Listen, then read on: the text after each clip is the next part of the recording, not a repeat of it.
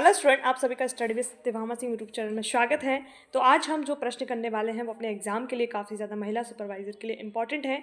तो चलो स्टार्ट करते हैं बिना किसी देरी के। आपने अगर चैनल सब्सक्राइब नहीं किया है तो प्लीज़ कर लीजिएगा ताकि आपको वीडियो का नोटिफिकेशन मिल जाए। पहला क्वेश्चन है, प्रोटीन का मुख्य कार्य क्या है। तो मैं आपको यकीन बताती हूँ, यकीन मानिए मेरा कि जो प्रोटीन है उससे प्रश्न लगभग 4 से 5 आ रहे हैं। ठीक है, आप लोगों के दोस्त गए हो तो पूछना आप किस तरह के प्रश्न आ रहे हैं। तो वो जो मैं जैसे ऑप्शन में आपको दिख रहा है ना, वह option same to same exam में आपको देखने को मिलेगा। प्रोटीन का मुख्य कार्य क्या होता है? शरीर की कोशिकाओं की मरम्मत और निर्माण करना। ठीक है, ये ऑप्शन नंबर बी। और एक और है, प्रतिरक्षा क्षमता विकसित करना भी प्रोटीन का कार्य होता है। प्रतिरक्षा क्षमता, ठीक है, क्या क्षमता विकसित करना भी क्या है, प्रोटीन का, जो प्रोटीन है उसका कार्य है। तो ये क्वेश्चन तो आपका ये मानिए कि बिल्कुल पेपर में एज इट इज रखा है। ठीक है, प्रोटीन के मुख्य स्रोतों में से कौन सा खाद्य पदार्थ शामिल नहीं है? मांस, दूध, फल या फिर अंडा। तो फल हैं वो प्रोटीन में शामिल नहीं है, बाकी सभी चीजें क्या है, प्रोटीन में शामिल है। ठीक है, शरीर में प्रोटीन की कमी से कौन सा रोग हो सकता है? रतौंधी, स्कर्वी, क्वार्सियोकर या हड्डियों की कमजोरी। तो प्रोटीन की कमी से बच्चों लोगों आप बताइए कौन सा रोग हो सकता है? तो क्वार्सियोकर होगा। और एक और आपका होता है मरासमस। मरासमस, ठीक है, ये दोनों क्या होते हैं, प्रोटीन की कमी से होते हैं। तो ध्यान रखना है, काफ़ी ज़्यादा इंपॉर्टेंट है आपके एग्जाम के लिए। ठीक है, नेक्स्ट है, कार्बोहाइड्रेट का प्रमुख कार्य क्या है? तो आपको कार्य क्या पता है? कार्बोहाइड्रेट क्या करता है? शरीर को ऊर्जा प्रदान करता है, शरीर की कोशिकाओं की मरम्मत करता है, या खून को साफ करता है, या शरीर में वसा स्टोर करता है। तो ये शरीर को ऊर्जा प्रदान करने का कार्य क्या करता है? कार्बोहाइड्रेट करता है।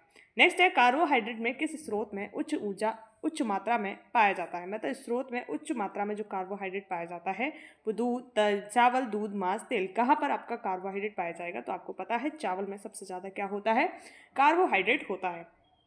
नेक्स्ट प्रश्न अपना क्या है, देखिए, कार्बोहाइड्रेट को किस रूप में शरीर द्वारा प्रयोग किया जाता है? वसा के रूप में, ग्लूकोज के रूप में, प्रोटीन के रूप में, या विटामिन के रूप में?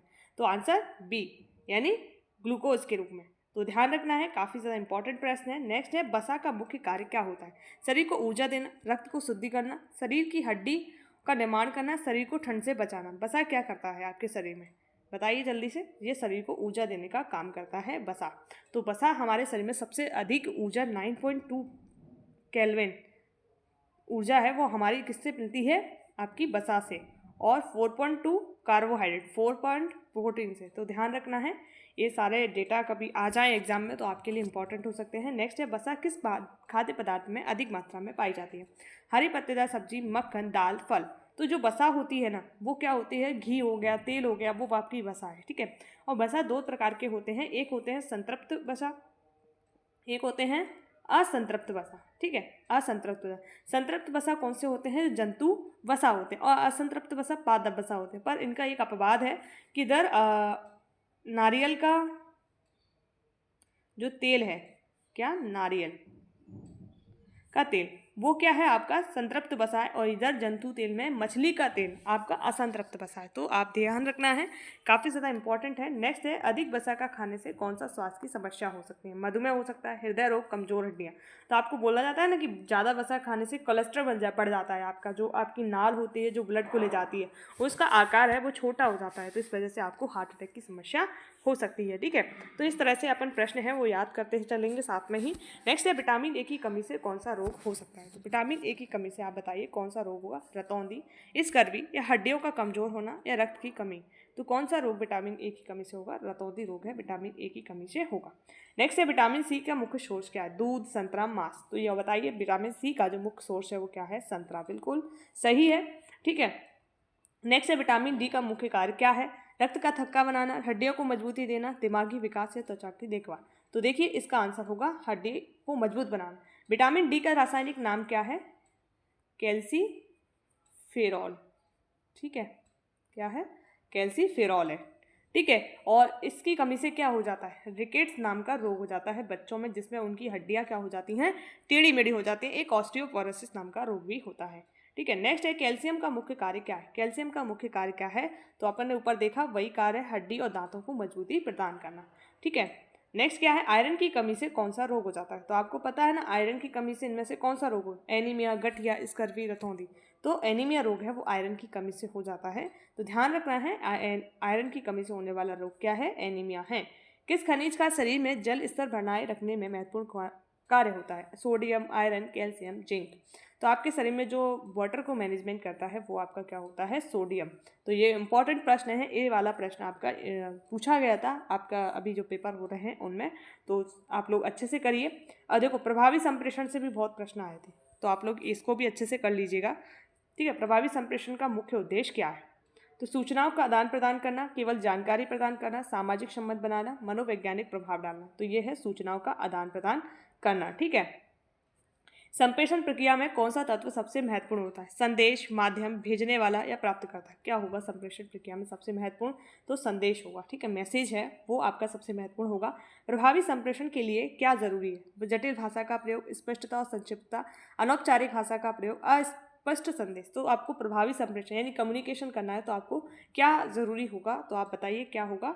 तो वो है आपकी स्पष्टता और संक्षिप्तता हो। आप जो बता रहे हैं स्पष्ट और संक्षिप्त हो, कम शब्दों में आप लोग उन्हें बता दो। यानी संक्षिप्तता मतलब ऐसा नहीं है विस्तार से आप लोग डिफाइन कर रहे हो तो वो समझ ही नहीं पा रहा कि आप बताना क्या चाह रहे हो। ठीक है, नेक्स्ट है सुनना को किस प्रकार के संप्रेषण में रखा जाता है? हम किसी को सुन रहे हैं तो वो कौन है? प्राप्तकर्ता का उत्तर, संदेश का स्रोत, संप्रेषण का एक भाग है, प्रतिक्रिया है। तो ये क्या है? सुनना क्या है? संप्रेषण का एक भाग है। ठीक है, तो संप्रेषण के आपने भाग पढ़े होंगे, तो उसमें एक क्या है? संप्रेषण का सुनना क्या है, लिसनिंग क्या है, भाग है। ठीक है, नेक्स्ट प्रश्न क्या है?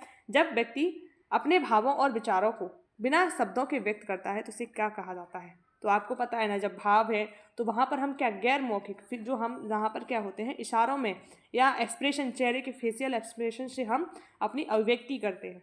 ठीक है, नेक्स्ट है संप्रेषण में प्रतिबाधाओं किसके रूप में हो सकती हैं? भाषा और संस्कृति के अंतर में, ध्यान की कमी से, शारीरिक और मानसिक स्थिति से। तो ये सभी चीज़ें क्या, सभी के कारण क्या हो सकती हैं? संप्रेषण में बाधाएं हो सकती हैं। ठीक है, नेक्स्ट है यदि किसी संदेश को स्पष्ट और प्रभावी ढंग से भेजा जाता है तो किस रूप में माना जाएगा? तो किस रूप में माना जाएगा? ऑप्शन नंबर ए बिल्कुल सही है, प्रभावी संप्रेषण के रूप में माना जाएगा। ठीक है, और आप लोग अगर इसकी पीडीएफ चाहते हैं तो आप टेलीग्राम ग्रुप ज्वाइन कर लीजिए, वहाँ पर ये पीडीएफ आपको उपलब्ध हो जाएगी, तो आपका उसका लिंक है डिस्क्रिप्शन में मिल जाएगा। ठीक है, नेक्स्ट है प्रतिक्रिया का संप्रेषण प्रक्रिया में क्या महत्व है? यह संदेश के गलत होने का संकेत देता है, ये संदेश को समझने की प्रक्रिया का हिस्सा है, या फिर यह संदेश को अनदेखा करने का तरीका है, संदेश को गलत रूप में प्रस्तुत करने का तरीका है। क्या कहें इसका आंसर? ऑप्शन नंबर बी एकदम सही है, यह संदेश को समझने की प्रक्रिया का हिस्सा होता है। ठीक है, नेक्स्ट क्या है? प्रभावी संप्रेषण के दौरान किस प्रकार की भाषा का प्रयोग करना चाहिए? सरल और स्पष्ट भाषा, तकनीकी शब्दों का अधिक उपयोग, भावनाओं से भरी भाषा, अनौपचारिक भाषा। तो ये प्रश्न तो आपका पेपर में आया हुआ प्रश्न है। ठीक है, ध्यान रखना है जो अभी हो रहे हैं उनमें, तो इसमें सरल और स्पष्ट भाषा का प्रयोग जरूरी है, तभी व्यक्ति समझेगा। वाचन या सुनने के दौरान ध्यान केंद्रित करने के लिए किसका पालन करना चाहिए? सक्रिय सुनना, अनियंत्रित सुनना, केवल आंतरिक विचारों पर ध्यान देना, केवल संदेश को पढ़ना। तो क्या है इसका आंसर? सक्रिय सुनना, ऑप्शन नंबर। ठीक है, नेक्स्ट है बाल शोषण से संबंधित कुछ प्रश्न हैं, क्योंकि यहाँ से बाल शोषण से काफ़ी ज़्यादा प्रश्न आ रहे हैं। बाल शोषण का सबसे सामान्य रूप क्या है? तो जो जनरल रूप है, जो सामान्य है वो क्या है? तो शारीरिक और मानसिक शोषण क्या होता है? बाल शोषण का सबसे सामान्य रूप है। भारत में बाल शोषण के खिलाफ कौन सा कानून लागू है? तो बताइए, बाल श्रम निषेध कानून है वो लागू है। ठीक है, नेक्स्ट प्रश्न क्या है? बच्चों के शारीरिक शोषण का एक सामान्य उदाहरण क्या है? अनुशासन के नाम पर मारपीट, बच्चों का पर्याप्त शिक्षा देना, बच्चों को खेलकूद में भाग लेने के लिए प्रोत्साहन करना, और बच्चों को उपहार देना। तो बिल्कुल पर्याप्त बच्चों को क्या करना है? खेलकूद के लिए क्या करना है? प्रोत्साहन, सामान्य उदाहरण शारीरिक शोषण की बात कर रहा है। शोषण का सामान्य, मैंने अलग से इसमें इसका आंसर दे दिया। तो बच्चा अनुशासन के नाम पर मारपीट करना एक शारीरिक शोषण है। ये तो आपके पॉजिटिव वे में है। ठीक है, क्या है? Positive way. अब पूछा जाता है बच्चों के सुधार के लिए क्या क्या कर सकते हो, तो ये चीज हो सकते थे। अब इसमें क्या पूछा है? शोषण के बारे में पूछा है, तो आप लोग थोड़ा ध्यान से प्रश्न पढ़िए। ऐसी गलतियां कभी कभी स्टूडेंट से हो जाती हैं, जो आज मुझसे हुई है। ठीक है, बच्चों के शोषण को रोकने के लिए कौन सा संगठन कार्य करता है? यूनिसेफ, CBI, भारतीय police, national council for child rights. कौन सा करेगा? आप लोग बताइए। यूनिसेफ। इसकी स्थापना कब हुई? बताइए। 1946 पूछा जा सकता है। इसका हेडक्वार्टर कहाँ है? न्यूयॉर्क। ये न्यूयॉर्क कहाँ पर है? अमेरिका में। ठीक है, नेक्स्ट निःशक्तजन और दिव्यांग बच्चों से संबंधित कुछ प्रश्न करेंगे अपन। देखो, दिव्यांग बच्चों के अधिकारों की रक्षा के लिए भारत में कौन सा कानून लगा है? तो भारत में कौन सा है? दिव्यांग अधिकार कानून, या विशेष शिक्षा कानून, या राष्ट्रीय शिक्षा नीति, या आरटीआई यानी जो आरटीई है, राइट टू एजुकेशन आपका जो है, और कौन सा है? ऑप्शन नंबर ए दिव्यांग अधिकार कानून बिल्कुल सही है। अब नई शिक्षा नीति कब की है हमारी? 2020 की। किसके अनुशंसा पे आई थी? कि कस्तूरी रंगन थे, उनके अनुशंसा पर ये नीति आई थी, ध्यान रखना है। ठीक है, नेक्स्ट क्या है? दिव्यांग बच्चों के लिए शिक्षा में कौन सी विशेषता महत्वपूर्ण है? समावेशी शिक्षा, केवल पाठ्यक्रम का अध्ययन, या खेलकूद गतिविधियां, या शारीरिक व्यायाम? तो क्या है? ये है समावेशी शिक्षा, इनके लिए ज़रूरी है। ठीक है, नेक्स्ट है दिव्यांग बच्चों के लिए विशेष शिक्षा का उद्देश्य क्या? सामान्य शिक्षा का लाभ देना, उन्हें शारीरिक रूप से मजबूत बनाना, उन्हें मानसिक विकास में सहायता करना। तो क्या हो जाएगा? और एक और बचा है, उनके जीवन में व्यवहारिक और कौशल विकसित करना। ठीक है, जीवन में व्यवहारिक कौशल विकसित करना एकदम सही है। ठीक है, नेक्स्ट है दिव्यांग बच्चों को मानसिक रूप से स्वस्थ बनाए रखने के लिए किस प्रकार के उपचार महत्वपूर्ण होते हैं? चिकित्सा उपचार और शारीरिक चिकित्सा, मानसिक उपचार और संवाद थेरेपी, केवल शारीरिक उपचार, कोई उपचार नहीं, केवल देखभाल। तो इसमें क्या है? मानसिक उपचार और संवाद थेरेपी बिल्कुल सही है। ठीक है, नेक्स्ट है निम्नलिखित में से किसको दिव्यांग की श्रेणी में रखा जाता है? दृष्टिहीन व्यक्ति, श्रवणहीन व्यक्ति, गतिशीलता से समस्या रखने वाले व्यक्ति, या उपयुक्त सभी? तो ये सभी आपके किस में आते हैं? दिव्यांग की श्रेणी में आते हैं। ठीक है, तो काफ़ी अच्छे प्रश्न हैं जो आपके एग्जाम में डायरेक्ट हिट करने वाले प्रश्न हैं। दिव्यांग बच्चों के लिए सरकारी योजनाओं में कौन सी योजना है? तो दिव्यांगजन अधिकार योजना, स्वावलंबन योजना, सुकन्या समृद्धि योजना, स्मार्ट सिटी योजना। तो देखो, सुकन्या समृद्धि योजना भी आपके पेपर में पूछी गई है, परंतु इसका आंसर क्या है? ऑप्शन नंबर ए है। ठीक है, नेक्स्ट है बाल्यावस्था का आरंभ कब होता है? तो बाल्यावस्था जो है उसका आरंभ कब हो जाता है? तो आपका इसका आंसर 3 वर्ष की आयु में बाल्यावस्था का, तो ये बिल्कुल क्या है? 3 वर्ष। शिशु अवस्था 1 से 3 चलती है, कई जगह आपको 1 से 2 मिलेगा, परंतु मान लिए 1 से 3 चलती है। 3 के बाद आपकी बाल्यावस्था स्टार्ट हो जाती है। ठीक है, नेक्स्ट क्या है? शारीरिक और मानसिक विकास की दृष्टि से बाल्यावस्था किस आयु सीमा में आती है? तो बाल्यावस्था किस में आती है आपकी? ये आपकी स्टार्ट होती है, ये ऑप्शन ही आपके गलत है। 3 से 12 साल तक ये बाल्यावस्था आपकी चलती है। ठीक है, 3 to 12 ईयर्स, ये आपका सही हो जाएगा। ठीक है, बाल्यावस्था में भाषा विकास का मुख्य तत्व क्या है? तो भाषा विकास का मुख्य तत्व है सामाजिक बातचीत। ठीक है, क्या है? सामाजिक बातचीत। नेक्स्ट है बाल्यावस्था के दौरान बच्चों में सबसे अधिक वृद्धि किस अंग में होती है? मस्तिष्क में, हाथ पैर, या हृदय, या पेट में? तो बाल्यावस्था में सबसे अधिक वृद्धि किस में होती है? मस्तिष्क में। आपका दिमाग डेवलप हो जाता है, ऐसा बोला जाता है। और आपकी सबसे जो तीव्र वृद्धि होती है वो कब होती है? आपकी किशोरावस्था में। के ध्यान रखना है, सबसे तीव्रतम। और वैसे जो तीव्र वृद्धि होती है, जो सबसे तीव्र पूछा जाए तो किशोरावस्था, तीव्र वृद्धि पूछा जाए तो आप लगाओगे जो शिशु अवस्था, और मंद जो आपकी वृद्धि है यानी ग्रोथ है वो आपकी बाल्यावस्था में होती है। तो ये 2-3 चीज़ें याद रखना है। निम्नलिखित में से कौन सा बोधगत विकास से संबंधित नहीं है? तो क्या है? स्मरण शक्ति का विकास, संवाद कौशल, शारीरिक वृद्धि, या ध्यान केंद्रित करना? तो इसकी क्या है? शारीरिक वृद्धि है, वो इसमें बोध से संबंधित नहीं है। ठीक है, नेक्स्ट है बाल्यावस्था में शारीरिक विकास का मुख्य उद्देश्य क्या है? आत्मनिर्भरता, मानसिक स्थिति, शारीरिक विकास, या सामाजिक संबंध? तो शारीरिक विकास का मुख्य उद्देश्य क्या है? शारीरिक विकास करना। ठीक है, तो कुछ प्रश्न तो ऐसे ही आएंगे जिनका आंसर आपके ऑप्शन में मतलब क्वेश्चन में ही आंसर छुपा होगा। ठीक है, बाल्यावस्था में बच्चों की प्रमुख शारीरिक गतिविधियों में एक क्या है? दौड़ना, अध्ययन करना, चित्र बनाना, या गाने करना? तो देखो, शारीरिक गतिविधि पूछ रहा है तो दौड़ना ही क्या है? एक आपकी क्या है? शारीरिक गतिविधि है। कुछ कंप्यूटर से संबंधित प्रश्न हैं जो आपके एग्जाम में डायरेक्ट हिट कर सकते हैं। MS एक्सेल में डेटा को किस रूप में संग्रहित किया जाता है? तालिका, स्लाइड, जो सेल है, कोशिका नहीं है, सेल है। ठीक है, वर्ड प्रोसेसिंग है, क्या है? अब बताइए इसका आंसर क्या है? सेल। जो आपका इस बॉक्स टाइप का होता है ना, इनके मिलन स्तन को क्या कहते हैं? सेल। ठीक है, ध्यान रखना है, कोशिका नहीं है। MS एक्सेल में कोई फॉर्मूला प्रारंभ करने के लिए किस प्रतीक का उपयोग किया जाता है? तो कौन सा प्रतीक? समान चिन्ह, जोड़ना, घटाना, या फिर @? तो इसका क्या? बराबर का चिन्ह का हम प्रयोग करते हैं। MS एक्सेल में एक कार्य पत्रक के भीतर, वर्कबुक के भीतर कितने कार्य पत्रक, वर्कशीट हो सकते हैं? तो बताइए कितने सीट हो सकते हैं? तो वर्कशीटों की संख्या कितनी है?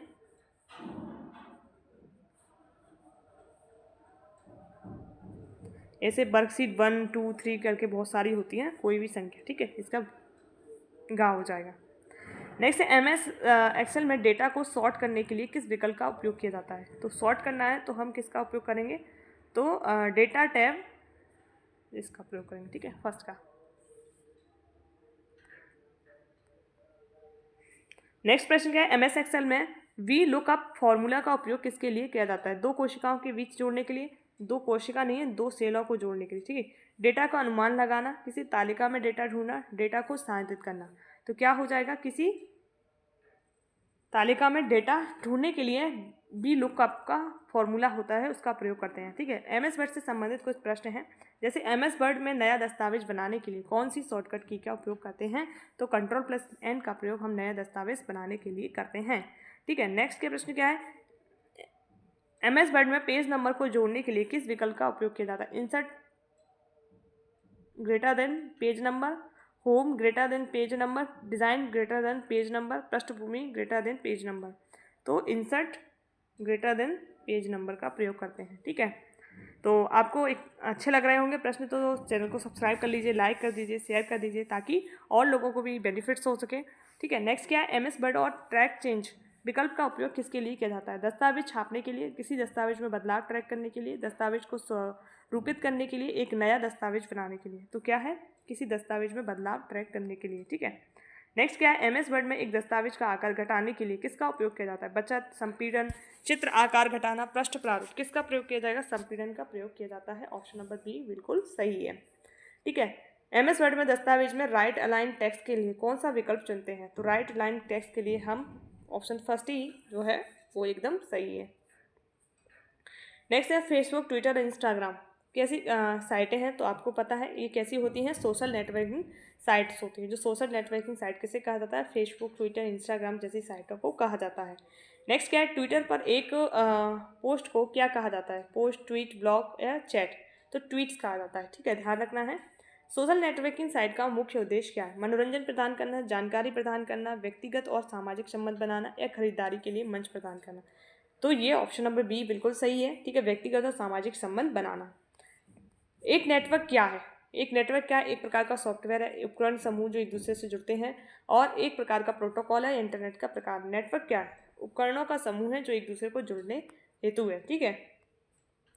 वाइड एरिया नेटवर्क का उदाहरण क्या हो सकता है? एक कंपनी के भीतर का नेटवर्क, स्कूल का नेटवर्क, वैश्विक इंटरनेट है, घर का नेटवर्क। ये वैश्विक इंटरनेट है, वाइड एरिया नेटवर्क, ठीक है।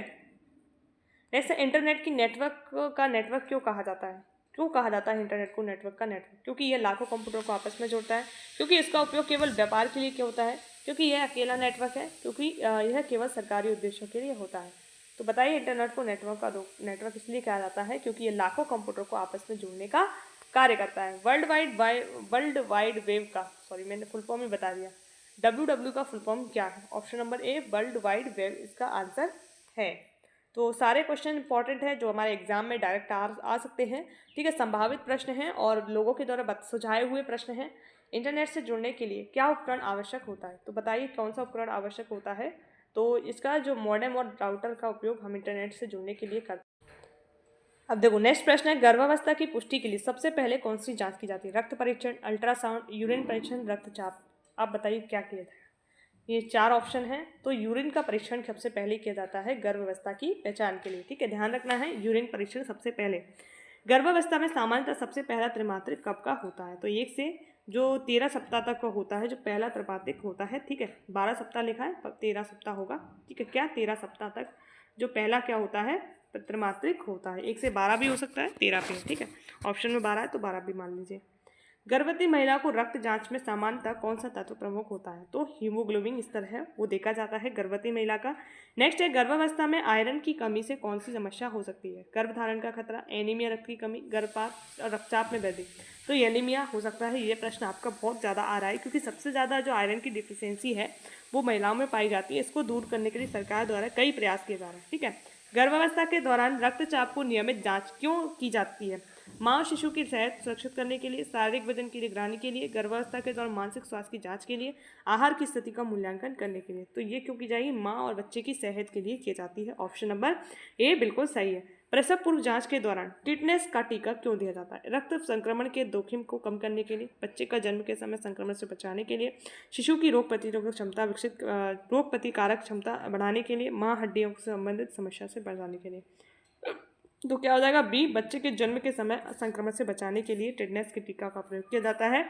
और पहला टीका महिला को प्रेगनेंसी के समय ही लगा दिया जाता है, और दूसरा टीका उसको प्रेगनेंसी के बाद, और बाकी जो टीके हैं वो अगर वो 3 टीके इसके लगाते हैं, टीटी फर्स्ट और टीटी सेकेंड, और फिर अगर 3 साल के अंदर आप दोबारा गर्भ धारण करती हो तब आपको ये दूसरा मतलब तीसरा टीका लगाया जाता है। तो टिटनेस का टीका महिला को लगाना ज़रूरी है। नेक्स्ट है, गर्भावस्था के दौरान अल्ट्रासाउंड की जांच क्यों की जाती है? गर्भवती महिलाओं की हड्डियों का आकार देखने के लिए, भ्रूण का विकास और स्थिति जानने के लिए, रक्तचाप की जांच के लिए, शारीरिक वजन का माप के लिए। तो ये की जाती है गर्भवती महिलाओं और भ्रूण का विकास की स्थिति के, तो उसका डेवलपमेंट सही से हो रहा है कि नहीं हो रहा है। ठीक है। नेक्स्ट है, गर्भावस्था के दौरान हाइपरटेंशन से क्या खतरा हो सकता है? गर्भपात, प्री एक्लेम्पिसिया, जन्मजात विकृति, दाई की मृत्यु। तो क्या होगा? हाइपरटेंशन से आपको क्या हो जाएगा? प्री एक्लेम्पिसिया हो जाएगा। ठीक है। गर्भावस्था में ग्लूकोज जांच क्यों की जाती है? गर्भावस्था महिला के शुगर के स्तर का मूल्यांकन करने के लिए, गर्भपात के जोखिम को जांचने के लिए, एनीमिया की पहचान करने के लिए, रक्तचाप से स्तर का पता लगाना चाहिए। तो ऑप्शन ए बिल्कुल सही है, उसका शुगर लेवल जानने के लिए हम इसकी जांच करते हैं। नेक्स्ट है, किस समय के बाद गर्भवती महिला को प्रसव पूर्व क्लिनिक में नियमित जाँच के लिए आना चाहिए? तो कब आना चाहिए नियमित जांच के लिए? 4 माह के बाद, 4 महीने के बाद उसे नियमित जांच के लिए आना ज़रूरी है। और ऐसा बोला जाता है कि 4 जांच कम से कम उसकी हो जानी चाहिए प्रेगनेंसी के समय में। ठीक है, इतना तो होना चाहिए, बाकी अलग बात है। दस्त के कारण कौन सा बैक्टीरिया मुख्य रूप से होता है? तो ये वाला क्वेश्चन देखो, दस्त, रोटा वायरस आपका, और खसरा, मीजल्स, ये आपके पेपर में डायरेक्ट आपको हिट कर रहा है, मतलब वहाँ पर प्रश्न आ ही रहे हैं। तो ये इनको आपको हल्के में नहीं लेना है, क्योंकि बच्चे को सबसे ज़्यादा यही परेशानी होती है। दस्त का इलाज किस प्रकार से किया जाता है? एंटीबायोटिक से, ओआरएस घोल से, पैरासीटामोल से, इन्फ्लुएंजा वैक्सीन से। तो ओआरएस घोल से, क्योंकि इसमें क्या होता है, दस्त में डिहाइड्रेशन हो जाता है, तो आपको ओआरएस घोल दिया जाता है, इससे पानी की पूर्ति हो सके। यह प्रश्न आपका एज इट इज़ पेपर में मैंने देखा है। ठीक है। उल्टी के कारण सबसे सामान्य संक्रमण क्या है? बैक्टीरिया, वायरस, कवक, परजीवी। तो क्या है आपका? वायरस बिल्कुल सही है। ठीक है। खसरे का मुख्य कारक कौन सा वायरस है? Corona virus, measles virus, herpes virus और एडेनो वायरस। तो क्या है खसरे का? Measles virus. ठीक है। खसरे के बचाव के लिए कौन सा टीका दिया जाता है? Polio vaccine, MMR, BCG, diphtheria vaccine. MMR vaccine है वो खसरे के बचाव के लिए दिया जाता है। इसकी 2 डोज दी जाती हैं। कितनी? 2 डोज, एक 9 मंथ में, एक आपकी 22 कुछ है, 20 से 22 मंथ में दी जाती है। एक 9 मंथ में दी जाती है। ठीक है। और 20 से 22वें मंथ में दूसरी आपकी जो दी जाती है, मंथ नहीं है, सप्ताह है। ठीक है। 9 सप्ताह के बाद, और ये आपके 20 से 22 हफ्ते के बाद। ठीक है। खसरे के बचाव के लिए ये अपन ने देख लिया। टिटनेस का कारण कौन सा बैक्टीरिया है? कोलिनियो बैक्टीरिया, क्लोस्ट्रीडियम टिटेनी और एस्चेरिया कोलाई या सिगेला। ये ऑप्शन बी बिल्कुल सही है, और ये प्रश्न भी आपका पूछा गया था। ठीक है। तो ध्यान रखना है, जो भी मैं प्रश्न करा रही हूँ आपके एग्जाम के लिए इंपॉर्टेंट है, और ऐसे ही प्रश्न आपके एग्जाम में पूछे जा रहे हैं। तो ठीक है। तो जिन प्रश्नों को मैंने कराया उनको एटलीस्ट आप कर लेंगे, तो आप 160 या 150 अबव आपके नंबर, और बाकी आपकी मेहनत है कि आप जो 170, 190, 180 किस प्रकार से करते हैं। तो इतना तो मैं गारंटी लेती हूँ कि इतना तो आप मेरे से पढ़ोगे तो कर ही लोगे, और एक्स्ट्रा आपको मेहनत करनी पड़ेगी जब भी आप लोग सिलेक्शन लेते हो, कि कोई भी आपको पूर्ण तैयारी नहीं करा सकता है।